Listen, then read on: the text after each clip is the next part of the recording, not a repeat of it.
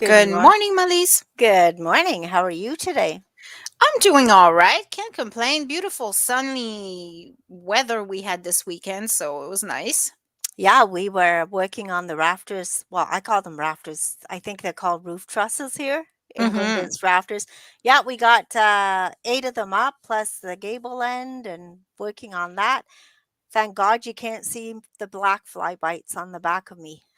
Like they're Oh, oh my goodness, I didn't think they were I mean, I didn't know when they were coming out, but when the sun is out, they're fine. Sun starts going down, it's like they're just chewing away. So I oh. got big chunks bitten out of me on the Yeah, backside the of my mosquitoes are neck. really bad this year. Well, it wasn't the mosquitoes, it It was was the the horse tiny black flies? no, the tiny Oh, black flies, the tiny little things, you know? okay. And, they kinda take a chunk away and carry it away and munch on it later. I'm like, the whole my neck is like just huge welts, and Oh it's gosh. from those, so thank God you can't see it Well, on the you back. want to live in the woods? There you go.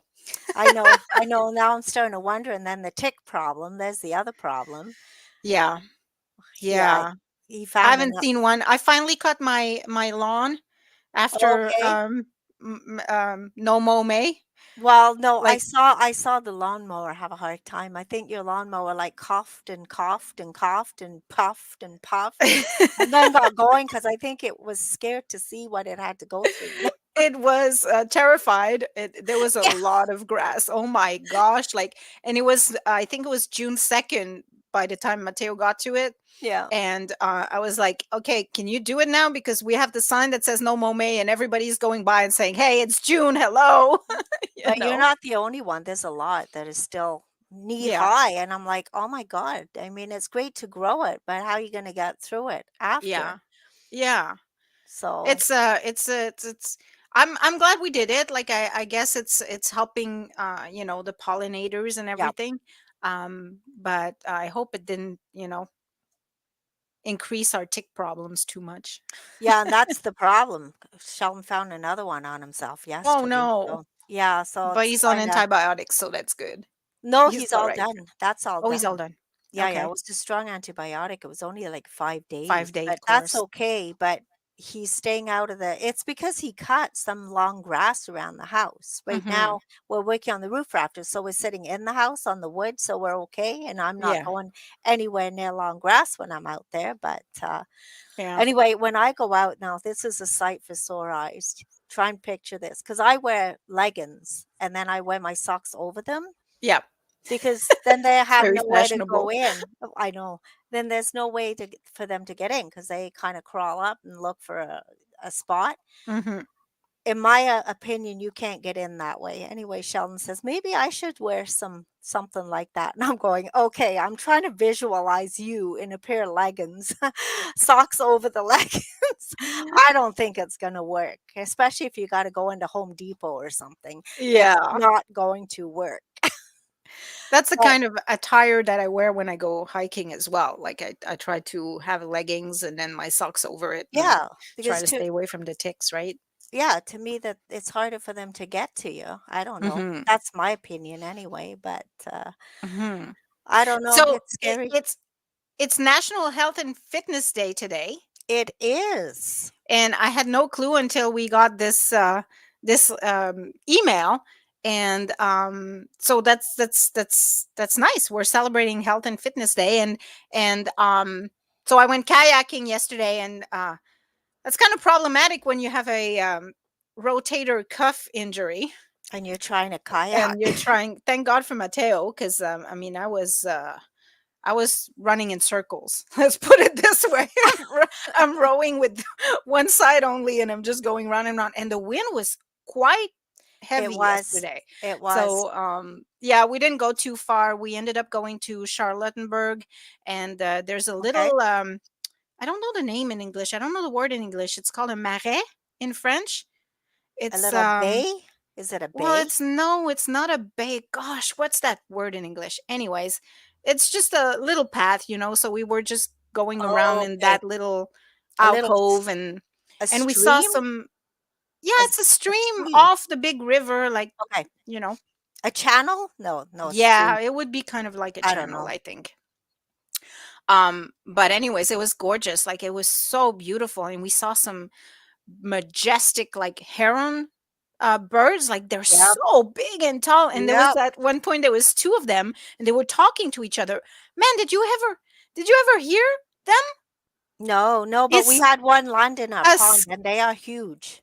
it's a scary sound if I've ever heard one. They It's Wow, it's like an "I will go and hunt you down and kill you" kinda sound, you oh know? my Like a god. horror movie kinda sound. Oh Oh, gosh. really? Anyways, yeah, and they were just yelling at each other. They were standing right in front of one another. I changed my Facebook, cover picture, and it's that. The 2 birds are just, like, Okay. facing off and just trying to Wow. I don't know, like, yeah, they were I know menacing. we had one land in the pond, and when it took off, those things are big. They're huge. The They're scary. wingspan is like I yeah, know. They're really, really big, scary. but they're beautiful. It Yeah. was something else, and we saw all sorts of things like snakes in the river and um other little birds like red. Oh, Yeah, it was really pretty, really a nice time and relaxing time. So I've done my health and fitness stuff yesterday. Is what I'm getting at. I didn't do much of that. I sat and worked in our newly constructed kinda space office Mm. because Sheldon was up like 18 feet in the rafters and the trusses, and I'm Yeah, you like, had to spot him. Hey. "Oh, well, yeah, I'm not gonna let him stay out there by himself, Yeah. just in case," but, so Good morning, Gail. I didn't do much moving around, well, other than bring me nails, bring me, a lot this, bring me that, bring me the level. I was kinda up and down, but so I guess I did a little bit. Yeah. But, yeah, but on my way home from the construction, I'm driving down the road and there's this raccoon sitting right in the ditch, just staring. So I turned around, I went back to look because there's so much wildlife too out there. And I Yeah. thought maybe it had got hit by a car or something, but he just sat there, stared at me, and then just nonchalantly walked into the bush. So it was so cute because it was so close. Yeah. Yeah, It's it's really nice when nice. you can observe in their habitats, right? Yeah. Yeah. So I'm excited today. We have two wonderful guests who are going to come and talk to us about health, since it's Health and Fitness Day today. Mhm. They are researchers for the Canadian Institute of Health and Research, and they're going to give us some tips on what we can do, to regain our health after this god awful pandemic. Yeah, the 2 years that we kind of put everything on hold. Yeah, and it's funny because I've put on some weight. I've shared on Facebook and on TikTok this weekend in anticipation for this show. I was sharing that over the last year I've put Oh, on. Oh gosh, oh my goodness, just 1 you gotta second. turn this off when you go live. Yeah, I'm just gonna give him a message, Um, but keep so talking. so I've gained like about 19 pounds, and it's like this scale is going up and there's no way back down. Like I can't, and I don't seem to like. I exercise, I'm active, I do kayaking, I go hiking every week, I get on the treadmill almost every day, but yet it's probably what I put in my mouth that I shouldn't, that's just preventing. And of course, like, there's the whole Oh, menopause thing, but these doctors are not here to talk to us about menopause. But anyways. just 1 second, Julia, Oh I'm gonna have gosh. he's calling again. So anyways, guys, we're gonna have Dr. Jean-Philippe Chaput and Dr. Stuart Phillips today on the show, and you can get your questions ready.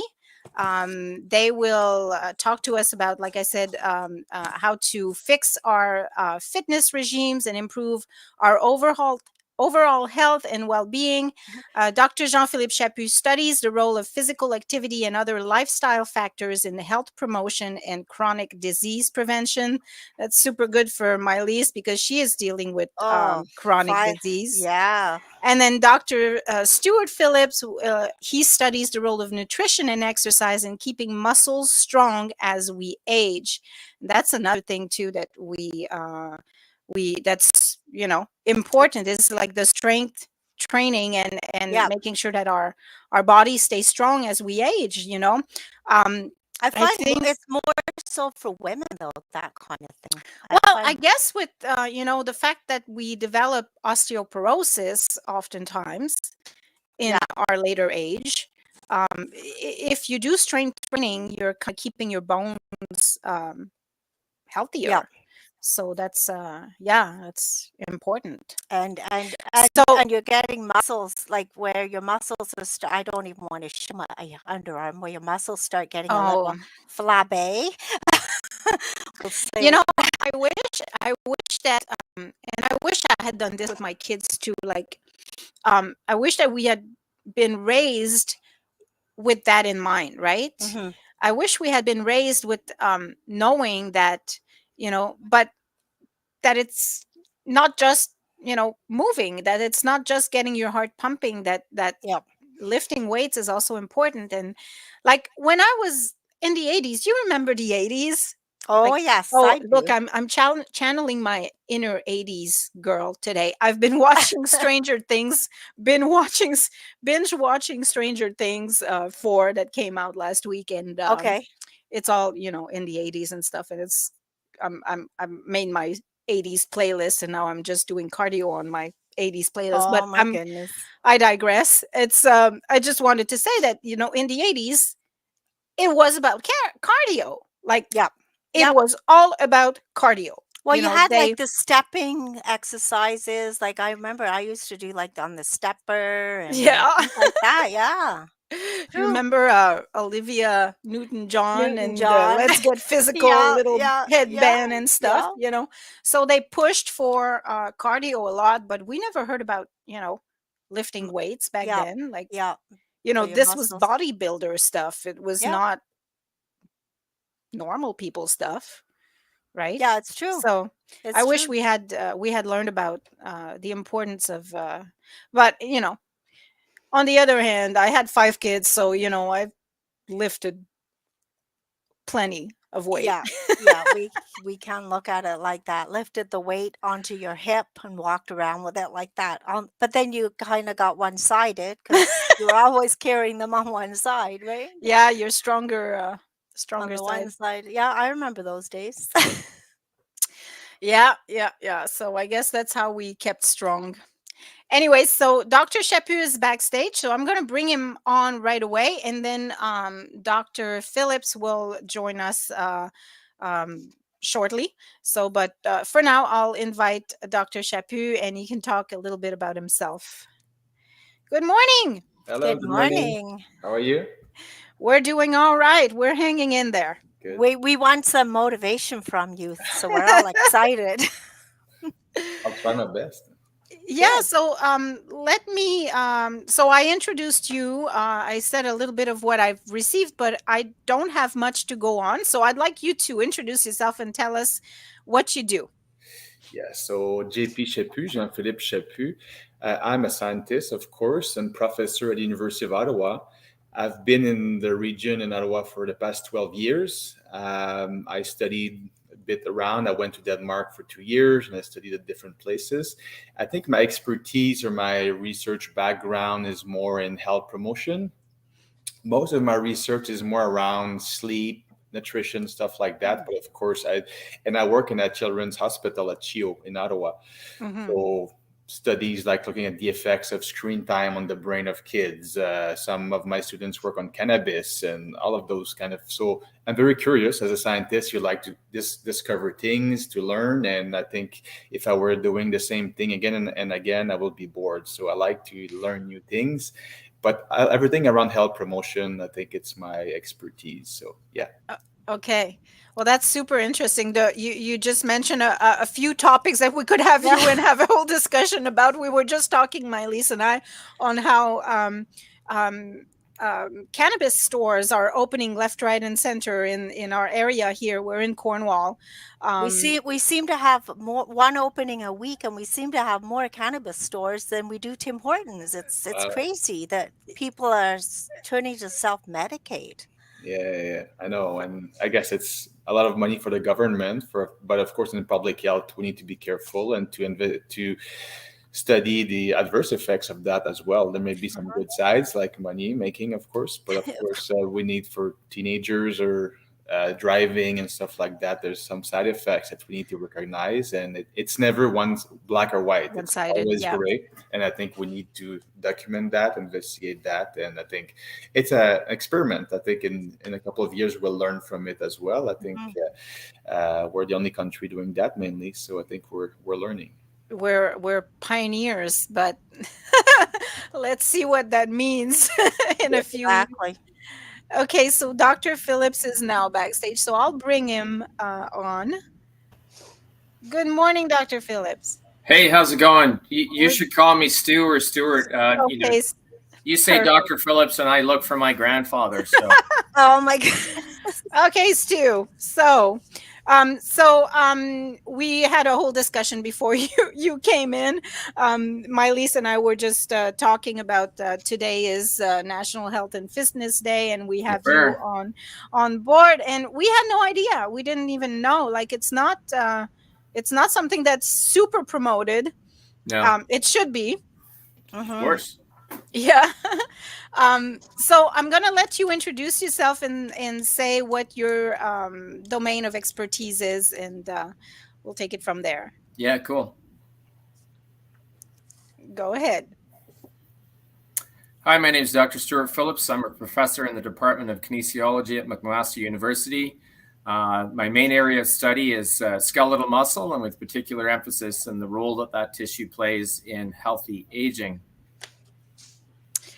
Awesome. So one thing that I thought was really interesting in your description when I got it is that you work in health promotion and chronic disease prevention, Right. Dr. Chaput, right? Yeah. So, and prevention is something, it's funny that this came into our inbox because I wrote an editorial about a month ago, and I was complaining how I find that our health system is more fixated on fixing problems rather than preventing problems. And so when I saw your thing come in, I was like, okay, that's great, because at least we're going to talk about preventing things from happening first. And, how do you fix stuff with diet and exercise? Like, how can you prevent and fix stuff with diet and exercise? I think that if it was drilled into our heads a little earlier in life, we would prevent all this diabetes and, Yeah, I fully agree. And I think Stuart will agree with me as well that the best treatment is its prevention in the first place. So it's always possible to manage or treat problems, but if we can prevent them in the first place, it's much easier. And I think, Julia, you were saying earlier that if we start to learn to move when you were young as children, it's easier to keep this trajectory with parents are good role models for your kids and stuff like that. But it's never too late to change bad behaviors into good behaviors. But if for the past 50 years you've been smoking, sitting a lot, and not eating well, you can change that, but it's going to be more difficult than if you were starting young, doing the right thing. So I think we need to invest more in prevention.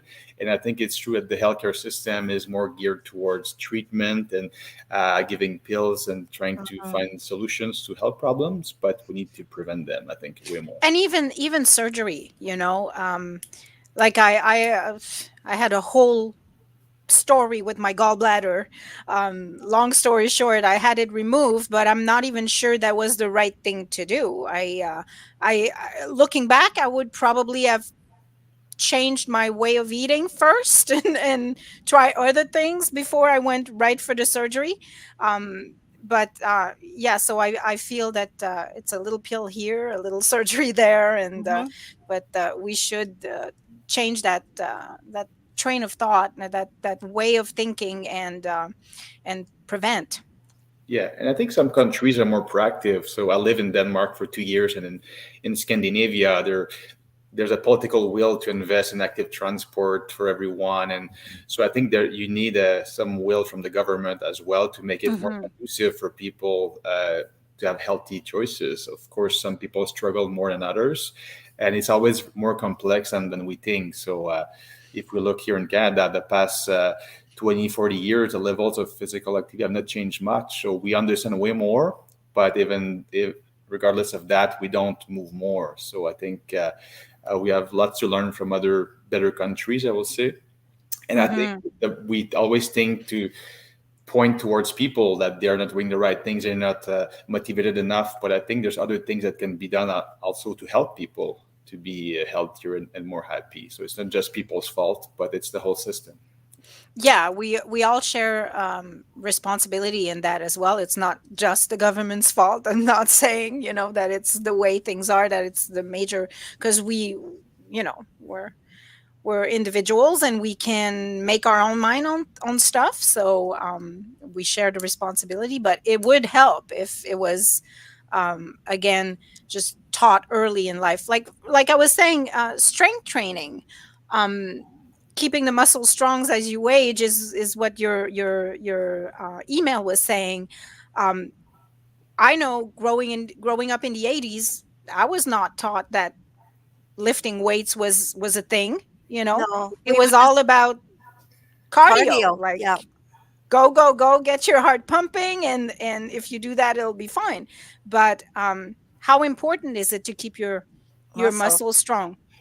And I'm asking Stu, Dr. Yeah. Stu. Yeah, no, I agree. I think most people, when they're told, you need to be more physically active, the easiest thing to do is to go for a walk. And I would never dismiss walking as a great way of getting some physical activity in, particularly if you're doing it outside, and the benefits of being in nature and walking around beautiful environments is we're learning a lot about that. I do think that strength training is sort of viewed as the domain of, it's big men in the gym, chalk dust and everything like that.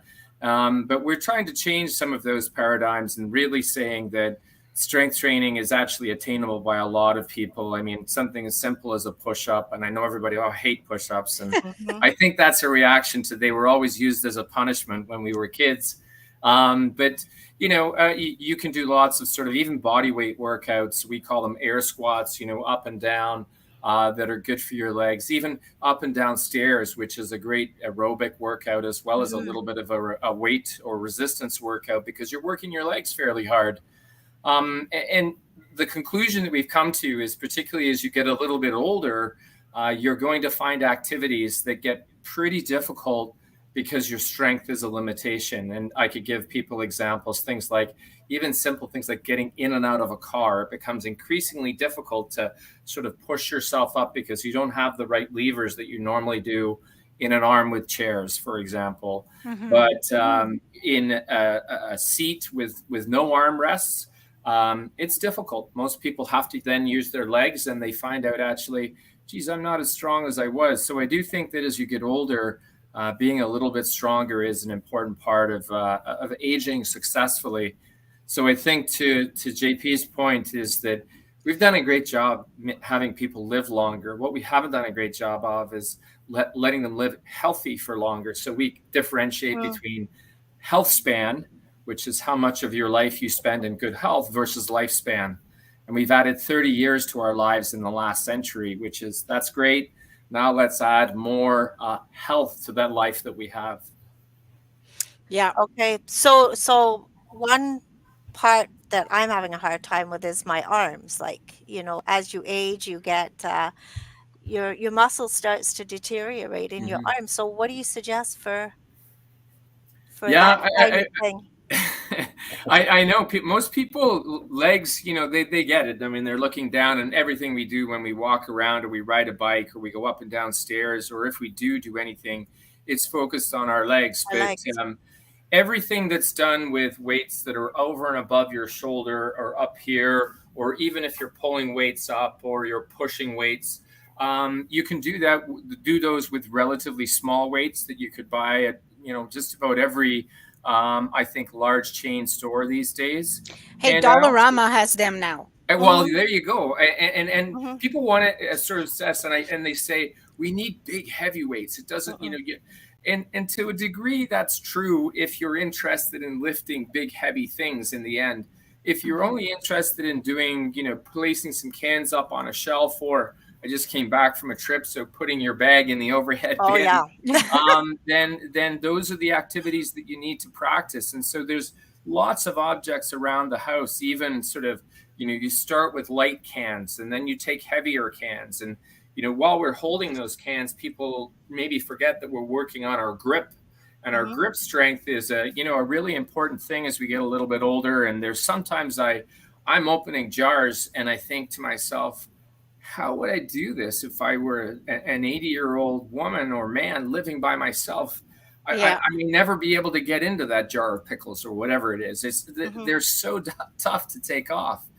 So grip strength, and particularly moving things over and above your head gets pretty difficult as we get older. So just practicing those things in mimicking maybe as closely as possible some of the things we do in activities of daily living, and using the stuff that's around us. The weights are almost everywhere, as Julia pointed out, but there's lots I can probably with an eye shot here pick up some things that I would think, hey, that's a pretty good weight for somebody to lift. You can even start with a bottle of water. Yeah. Yeah. No problem. Yeah, There you go. I was going to say. That's the So right here, weight. just to show you that we're on the same mindset. Oh right gosh, here. we got the JP's same got it bottle. right there. Yeah, you're right. That's something I don't do enough of, is drinking my water. I got my bottle here, but Is there anything in I it? tried. Yes, there is some, because I don't drink it. That's And the when you drink- problem. When you drink a lot of water, it forces you to pee more, so you have to stand up and go to the bathroom. So Yeah. Ah, that's a benefit that I didn't even know was there. It gets you moving. Well, especially like us, because we're sitting in front of a computer all day. Both of us work at a computer, which is, again, not a good scenario because you're weakening all your muscles. Yeah. But I think that's the de facto position most people find themselves in day in and day out. That's certainly my Sitting. job. I sit in front of a computer. So, we're beginning to learn now that even, getting up, even for a short period of time and going for even a small walk is really beneficial. And I think to JP's point about at the population level, we don't all need to go to the gym and sweat and, do it until you drop. What we need to do is to get everybody to just move a little bit. And then when you look at what would happen at the population level of health, so the preventive aspect, it would be enormous. And so it requires some government initiatives to incentivize these types of things. And it requires having kids understand the basic, importance and enjoyment, because I've never yet met a kid that didn't like to play. And so sports are great, but it doesn't always have to be sports. Getting up and moving around is always fun. And I'm going to make a push here for schools to say, put the recess before lunch. So the kids get, running, they come inside and then they eat their lunch. You get them to eat their lunch and then go outside. They're not as interested in moving around. They're full of lunch, et cetera. So there's some small things I think we could do to make things much, much better. But this is whoops, go ahead. No, I was just saying what Stu is saying is true. So the biggest bang for the buck is those people that don't move at all and they start moving, and you see all the benefits for physical health, mental health, quality of life, all of those things. But if Stu and me start moving 30 minutes more every day, it's not going to change anything because we're already very active. It's really those that don't move and trying to find ways to just add more steps and a bit more movement in their days, and they will get good benefits. So when the pandemic started, I started going hiking with my kids. So every Sunday we go for a hike. It's every week. There's no ifs, ands, and buts. We get on the road. We go all over Ontario, and we go for a hike. And I can honestly say that's probably what saved my kids' mental health. Because that became their one thing that they were looking forward to, because they've been home. Even now, they're still home throughout the pandemic. So I got them moving, but that's not enough. Like once a week is not enough. And my kids are like from this generation. It's game consoles. It's computer. It's their darn phones that they're on all the time. So I finally, my husband got them Oculuses. So now they're moving and I'm moving. Like I started using the Supernatural app there, and I'm moving every day now. And it's great, but I'm not losing weight. So what can you tell me about that? Yeah, well, first, your kids must be young, because I have 3 boys and there's no way I could get them to go for a hike. But during the pandemic, a group of friends and we started hiking the Bruce Trail, which runs through from Niagara all the way up to Tobermory. And now it's a thing that we do, and it's been awesome. So, two thumbs up for hiking and being outdoors. I think they're not young. Yeah, they're 17, 13, and 12. Okay, well, so my youngest is 17, and I think he would be less interested in hiking. So that's great. I applaud you. I think it's wonderful. Your point, yeah, absolutely. 1 day a week is great, and outdoors, absolutely. They need to move more, and I think everybody understands this. We're talking at least sort of 30 to 60 minutes a day of doing something. When they were at school, that was, running around at recess usually.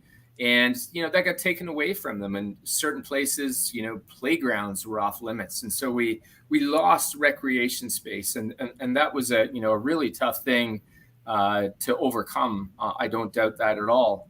I'll say one thing about the weight loss sort of issue. And it's this, is that people are under the impression that when you exercise more, you don't lose weight. You can, but weight loss is 2 things, energy expended and energy taken in. And if you want to lose weight, it's probably easier to control what you take in rather than how much you expend. Because I think most people say, oh, I've gone for a walk for an hour, I've burned, 600-700 calories. And I'm like, well, it's probably closer to 300 or 400, which you can eat an extra donut and then it's all done. You've completely lost the benefit. But I do point out, I said we need to move, I think, the conversation away from weight loss and more to realizing the benefits that exercise brings with respect to health. Now, it's hard to quantify. You can't step on something and it goes, oh, your healthometer is doing great. But they are tremendous. And JP made this point about mental health. We're beginning to pull back the covers on some of this stuff, and it's incredible. So I think I'd like to see a shift around the conversation around exercise and activity and physical activity away from the weight loss, story, because that's what everybody wants and everything. And I get that, but it requires both things. And the diet side of things is the much tougher one to regulate.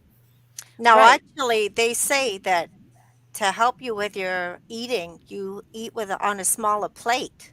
Like instead of a dinner plate, you eat on a smaller plate. So you automatically eat smaller portions, right? It's portions. It's how many times you eat. It's the type of food, the highly processed, really tasty, that there's a diabolical combination now. Yeah, why is that not illegal? Yeah, well, they hook us up on savory, sweet, crunchy, and so there's a diabolical form of popcorn that everybody knows, and they go, I just can't stop eating this thing. And there are people who have said people love crunch, they love savory, and the mix of sweet and then salt, and then it hits the right receptors. It goes to an area of your brain, and your brain is like, this stuff is awesome. There is a saying though, if it tastes good, it's not good for you. Yeah, that's could be true. That's not true. I don't find that to be true. There's nothing like a nice big salad, like, full of veggies. It's really tasty. It's just that we sabotage our tastes by taking in all this chemical stuff and alter our, sense of taste, and we don't even know what's real anymore. I think also we spend more time inside compared to before. So just by the fact of being inside, you're closer to the cookie jar, to the fridge. And we're addicted to our screens. So I know everyone that I know watch on Netflix at the end of the day before going to bed for 2 hours, for example. And then when you watch TV, studies show that you tend to snack more, you eat You're more. Yeah. bored. You crave not for carrots and celery, so you go Yeah. for high fat, high sugar food. You can have a Mhm. beer with that, whatever. So, and also I've done some research on sleep as well. So we sleep less today than years ago. So sleep deprivation associated with an increased desire for food high in sugar, high in fat as well. So we know that short sleepers eat about 400 calories more per day because they sleep less, have more time to eat, more opportunities for eating, but they crave for this type of food. And I think, as Stu was saying, that we see all the benefits of nature going outside. Just by being outside, you tend spontaneously to move more, Mhm. but you're also away from the cookie jar and the Yep. fridge and those screens as well. So I think, we need to spend more time outside. That's for sure. But you're close to the drive-through. It, Without a car. and the barriers even to getting food. I mean, skip the dishes and everything. Ah. There's nothing that's not, within a click on your phone. It's at your door. So you don't even have to go out to do that. But JP's point about what's the pose? You're sitting there watching something and just doing this, right? Mhm. And I mean, Yeah. it's what they call mindless eating. There's Yep. there's actually no drive from a hunger perspective. Yeah. It's completely comfort and pleasure driven, and it's not, the bags are this big, and so all of halfway through, you're like, oh, I've just eaten half the bag. You look Yeah. at the serving sizes, you think, what Yeah. have I just done? Yeah. Yeah. It's bored eating too. Like my 17-year-old, it's totally bored eating. Yes. So, Well, Yeah. when you find yourself, you go to the fridge, you open the door, you look inside. It's like it's not because you're hungry. It is boredom eating. Like you Yeah. just Yeah. feel And like it you becomes need a habit something. as well. So if you Mhm. use every night with your TV, you Mhm. associate this TV show with this type of food as well. So every night you want your same like junk food or whatever chips. Mhm. Right. So I think you need to break this pattern and that's Right. the same with moving, like find something that you like in your life. We're all different. And then it's like brushing your teeth in the morning. It needs to become a habit that you don't even think about it. It's part Yeah. of your life. It's good for your mental health, for venting, whatever the reason it is for you. I think I agree with you. In the past, we were selling exercise for weight loss a lot. I think it was a mistake. Realized that like telling people they need to go to the gym, they need to sweat, and it was all about losing weight before summertime for going to the beach. Mhm. But there's very little weight loss with just exercise alone. It's more energy in, and Energy. you can't outrun a bad diet. So it's very easy to eat just one donut after 1 hour of running, more or less, and you get all your calories back. So I think, the diet part is very critical when we talk about weight. But when we sell exercise, it should not be about weight. It should be about energy levels, your mental health, your quality of life, all of those things, but not around what you look. I think it's a mistake that we did in the past. Mm-hmm. Yeah, So, right. Oh, go ahead. so what's a good night's sleep? Like how many Mm. hours should we be?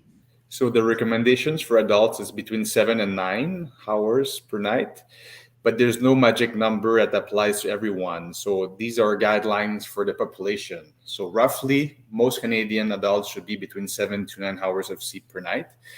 But it's possible if you have good genes that you're good with 6, and some people need 10, 11, or 12 hours. Like the athletes like Roger Federer sleeps 12 hours a day, so way more than 9. But he trains a lot, he needs to nap, and he needs that. But some people would say with 6 they're fine, but most people 7 to 9 of good quality as well, because you can spend 7 or 8 hours in bed, but just getting 4 hours of good sleep. So the efficiency or the quality of your sleep is as important as the amount. And it's a pattern over time. So it's not because one day per week you sleep 5 or 6 that you're going to be screwed and you're going to die, have all health problems. No. So we need to look at a pattern or overall you have a good sleep. So in terms of quantity and quality, and it should be around 7 to 9 for most people. And a And lot of it- people say that you have to, like, you should go to bed at the same time and get up at the same time. Yeah, so the That kind of timing is routine. important too, even on the weekends too. So what we tend to see, we see some catch-up sleep on the weekend for most people. They don't sleep enough on weekdays. They're working, for example, and then they catch up on the weekend. But yeah, San says that it's better to wake up at the same time Saturdays and Sundays because we're set on that 24-hour cycle. So with the hormones and everything, so keeping the same schedule is important for the body. So the body likes less stress for this cycle. So yeah, the timing of your sleep matters. And what we tend to see in people that goes to bed later at night, the night owl that we call. I am one. I was just going to ask that. To engage in more TV time and more snacking as well. So just to be aware of that, because we cannot change our chronotype. So we all have different types of chronotypes, some more extreme, some less extreme. But those that goes to bed very late, they tend to engage more screen time later during the day and snack more. So if you're aware of that, try to have healthy snacks around or stuff like that, because it can become a habit to snack and with the screen But time. they also say you're not supposed to snack or eat after a certain time. Is that a thing? Yes and no. I think there's debate around that overall it's the amount, as Stuart said, of calories in and calories out. And even with physical activity, there are studies looking at, is it better to exercise early in the morning or afternoon or late during the day? And in general, what it says is that move when it suits you. So if it's good for you, move in the morning, you like it, do morning. You prefer evening, do evening. So there's no right time of the day that you get all the benefits and the rest of it doesn't matter. So I don't believe that. So it's more what it suits you. And with me, with COVID, I think I will say many people move less as a result of COVID, but me, I move more because I have more flexibility in my day. I'm still working from home and I gain more than 1 hour of commuting time per day. I can work out whenever I want during the day, shower when I want, more or less. You got that time back. Yeah. Yeah. I just love that flexibility. Yeah. In my life. That's interesting, eh? Providing options to people is key as well. I think we're too structured before, and I think options and flexibility, I like it a lot. Yeah, I move 10 times more now than I ever did. And that's why I was saying I'm so frustrated because I'm not losing the weight, but I'm moving more. But, I feel a lot better. At the same time, my mental health is sharp. I'm like, I used to have like these memory gap where I could not focus or I forget everything. And this moving, and it really takes only like 30 days to get in the swing of things and in the habit of doing it. And then now if I skip a day, I don't feel right. Like I really, every day at like 6:00 or 6:30, I have to get on my treadmill, or I have to get on my Oculus, and I have to swing and crash some targets. And so yeah, it took about a month, and then you're in the habit. So we spoke about the problem, so let's talk about the solution. What steps can we take to because it's kind of hard. Like my Elise, for example, has fibromyalgia. Yeah, I was diagnosed with that in 2018. At first, I thought, oh, it's just a Band-Aid that, you slap on somebody because you can't find anything else. But lately, like I've got pains in my hands, my feet, and my massage therapist kind of pointed out when you have pains on both sides of the body in the same place, it is a classic fibro situation. Now, my problem is motivation to exercise and move and do more, because I know I have to, but some days I'm so tired, I'm so sore, I don't feel like it. How do I get motivation to go out and do it? It's like a snowball effect. It's just maybe I'll give you my top 3. I'm sure JP's would maybe be the same, but if they're not, he can give you his top 3. So I always say to people, first, I'm a lot like JP. I mean, exercise is part of everything I do. I walk the walk as well as talking the talk. For me, I'm a morning person. I'm to bed early. I'm up usually like very early. I probably get about 7-ish hours of sleep. I find that not drinking coffee after about noon really helps the quality of my sleep. And I love coffee. But I think the first thing I would say is first find something that you enjoy doing that gets you to move. If it's walking in the morning, great. If it's walking at noon, if it's walking last thing before night, I know it gets different. It gets difficult in the winter. But try and find something that you enjoy. If there's something, somebody says, oh, well, you should join this gym and you should go here. And you're like, I hate going to the gym. Mhm. You're never going to do this. So pick something you enjoy. If you like to exercise alone and it's your alone time, and some people put earbuds in, listen to music, other people listen to podcasts and or whatever. Or I'm a big believer in walking with nothing in your ears and just listening to what's going on. Yeah. That I think is perfect. If you like to do it with other people, find a group of like-minded people and use them as a motivation. So they're the ones who say, hey, Maëlys, are you coming walking? And you're like, oh, I really don't want to, but my friends are calling. And maybe that's a motivator. So I say to people, find something you like, find supportive people if you want to be with supportive people, or if you like to do it alone, that's great. And then the third thing is to, and I know this is where it gets difficult, is to try and look at your schedule and program this in at times of the day when you will have time.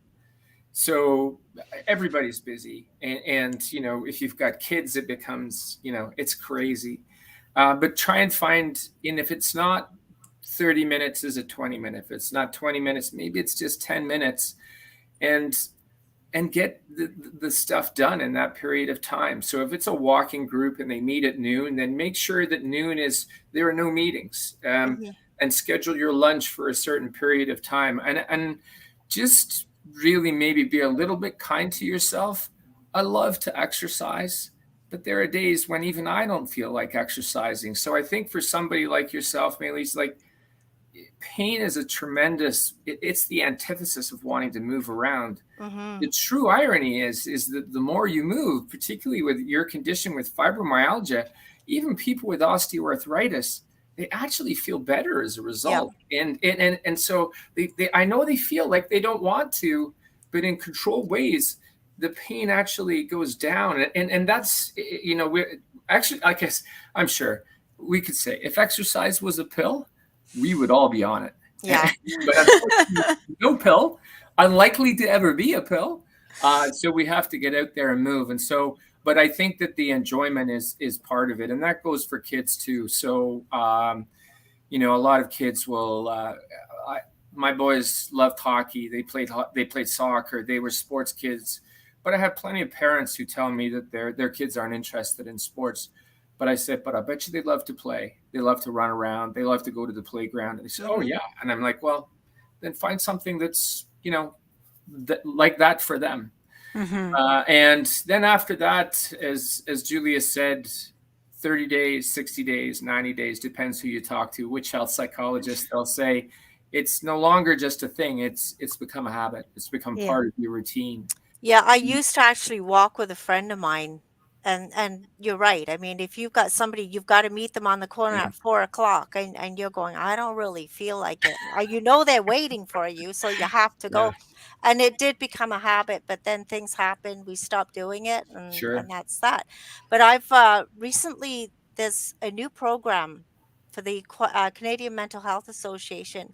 It's called Mood Walk. So for June and July, for 1 hour every Thursday, there's a group of us get together at the park and walk. And I started doing that last week. So to me, if I can do the 8 weeks, then I can hopefully continue doing it. Right. That's good.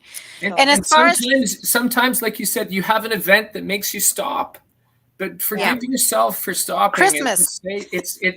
Christmas, whatever, we've got a beautiful country, but the winters are tough. So sometimes you just have to say, I fell off the wagon, so to speak. So it's time to get back on it and be gentle with yourself about that. It happens to the best of us. So.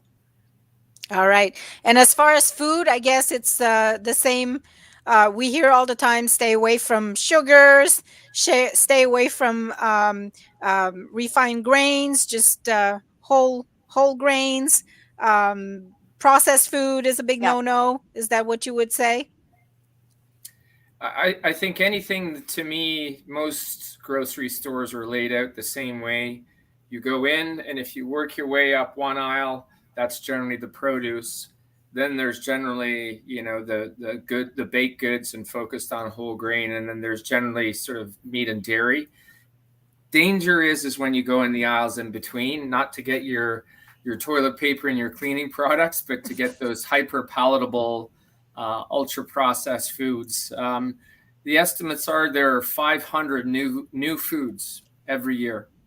Wow. And we haven't got 500 new vegetables or new forms of milk or yogurt, or it's contrived food that people have put together with ingredients that taste good, that hit all the sensory buttons that we talked about earlier, that make you want to eat more. So just be aware.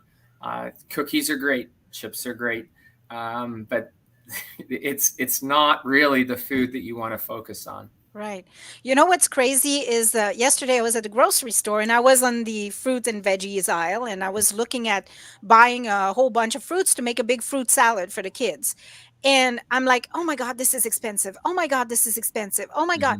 And then I thought, you know what? I just spent $80 on one lunch for Taco Bell during the week. And I'm like, that's $80 of fruits and vegetables that I could have bought, Yeah. And I didn't blink an eye buying that Taco Bell, but I go to the grocery store and everything is too expensive. So, yesterday I was like kind of a realization for me. And I'm like, okay, you know what? That's it. I'm spending money on the fruits and veggies and no more Taco Bell. Well, my mother has a saying. When you look at the ingredients on a can or something, if you can't pronounce it, you shouldn't be eating it. I always go by that. So, I mean, the fresh fruits and vegetables, you can pronounce them all. You know what's in them. But Yeah. when you start these long names, it's like, what am I eating here? So you stay away from that. I started reading labels a lot because my youngest son, he's 25 now. When he was 10, he was diagnosed with type 1 diabetes. So I got used to reading all the labels. So I know some of the long names that you want to stay away from. And it's scary, some of the stuff that's in those cans, because I had to read every single one of them to see what he could eat. So Yeah, I think to Julia's point, to come back to the ease of spending money on what we call, disposable food income dollars. I think I don't know what the most current statistics are, but, a statistic that is in my head is that, 50 cents out of every food income dollar that you spend is on a food that's consumed within 30 minutes of purchase. So that's either fast food, or it's a food that you can very quickly eat. And so I think it's worth it. Food has gotten more expensive, no question, particularly over the pandemic. We can all agree on that.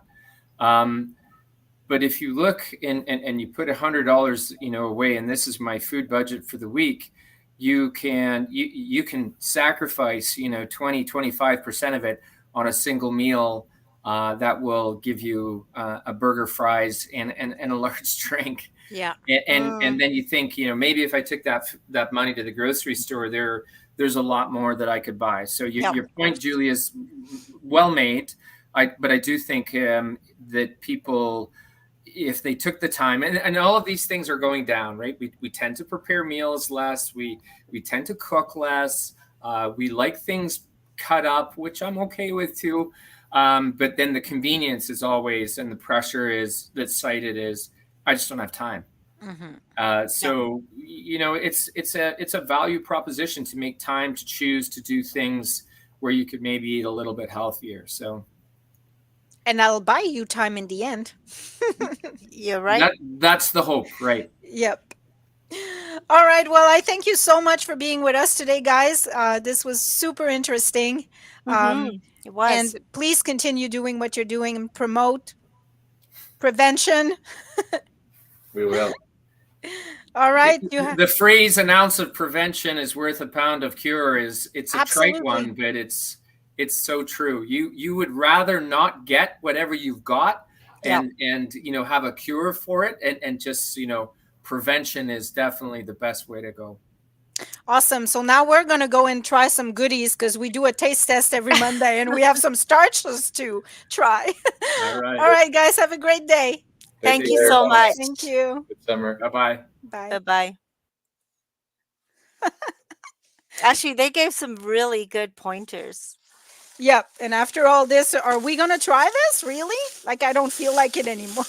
Yeah, I know. Well, I don't know. Oh. These I bought these yesterday, and the stuff that I bought was from the Kinsman Farmers Market, which Uh-huh. is wonderful. Again, if you want fresh, healthy, go to the Kinsman Farmers Market on every Sunday at the St. Lawrence College parking lot from 11 to 3. You can Mm-hmm. pick up all kinds of goodies, which I did, and I got something from the stall called Butt. I hope I'm Butte saying it bin. right. Oh, Butte Bin. Butte bin. Yes. Butte Ferme Bin. Butte bin. Yeah, okay, well, you say it so much better than me. I was trying to say "but," and that's not right. No, it's but. Butte bin. Excuse me, Butchapin. So I did get there's a couple of things. They do all their baking at the farm. There's a bakery, they do market gardening, and it's a bed and breakfast. But the bakery, everything is made with sourdough. Okay. And I was saying to Is that the myself, same place we tried the sourdough whatever? no, the cookies, it was a Okay, no. different place. Okay. And I'm like, what is I had actually, where's my papers? I had written some things about what is sourdough? Like, what's the difference? Mm-hmm.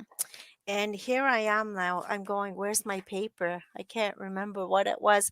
But there is a big difference. Sourdough is a lot healthier than regular dough. It has a bit of a tangy taste. But the Okay. way it's fermented, it's a lot healthier. Okay. So I'm just Oh, gonna here we show. go. Here we go. It says, while regular bread is leavened with packaged yeast, sourdough bread is leavened with lactobacillus bacteria and wild yeast. The mixture of bacteria and wild yeast is called a sourdough starter. The bottom line is that sourdough is a healthier alternative to regular white or whole wheat bread. Hmm. Although it has Interesting. comparable nutrients, the lower phytate levels mean it is more digestible and nutritious. The prebiotics also help to keep your gut bacteria happy, and it may be less likely to spike blood sugar levels. All right. So, So what's on the excuse me. picture? So this is actually the cinnamon donut. Okay, so let's try that one. I have it right here. You have Cinnamon. it. Donut. Okay. Hold on. I'm gonna remove this from the screen now. All right, you Yeah, ready? we have half each. I cut them. Yeah. So 1, 2, 2, and 3. 3. Mmm. Mmm. It's just like a cinnamon bagel. It is, but it's not sweet. It's just, I mean, bagels. Well, it's got that little bit of sweetness, It's but like a cinnamon raisin bagel. it does have a tang to it. Mm-hmm. It's very good. Good. I like that. Mm, We're gonna have to taste quickly because we're out of time. But I know. this is The, the other one is what? cardamom. What is that? You know, I think it's just a different spice. I Okay, didn't have a chance to look it up, but let's try it.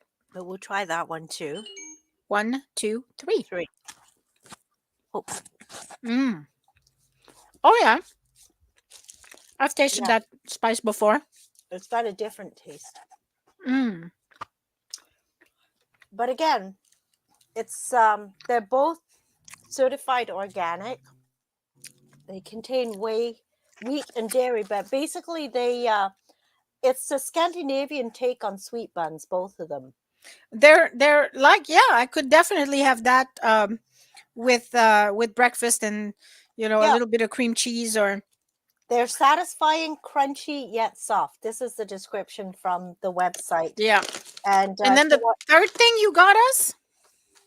it is. Now these are called fennel seed canistrelli, and one of the owners of Butte Bin, I Yeah. hope I said it right, Butte bin, is yeah. Emmerich, who's the baker, and he grew up in Corsica in France. And this is a I can't say it. Corsican classic. The biscuits are crunchy and flaky at the same time. The secret is in the olive oil, Canestrelli are not as hard as Italian biscotti. And she was telling me that their kids take these for school snacks. They're healthy little school snacks. It looks like almost like a scone. It does. It's I'm fennel. curious to see if the texture is like a scone. All right, you ready? 1, 2, 3. Mm, It's not a no, scone. It's hard. it's harder than a scone. Oh, I do like the taste though. That is good. You can taste the olive oil. You can taste the fennel. I could eat Yeah. these as a small snack. I don't know how much. Of course, now I'm going to Calories. have to start looking at calories and intake, how much I'm eating after those. We're not two- supposed to talk about calories anymore, remember? We're Yeah, not but you talking still- about weight loss. We're talking about health. But you're still So, wanting to see what you're putting into yourself. mhm. Apparently. But that's all natural. Yeah, So it the should be good. ingredients for this is organic winter white flour, organic spelt flour, organic cane sugar, organic sourdough starter, white wine, olive oil, fennel seed, and sea salt. Everything there you can pronounce. That's the key. If you can't That's the pronounce it, don't eat it. There you go. All right. Well, my Lise, we're going to skip any events or anything we had. We're already at the top of the hour, so I'm going to let people go. We had a Um, great discussion there, though. That it was a well worth really, the whole really good show. show. Very happy. So, guys, hope you have a great, great week. And a super duper day. See Bye you for next now. Monday. Bye. Bye. Thanks for watching.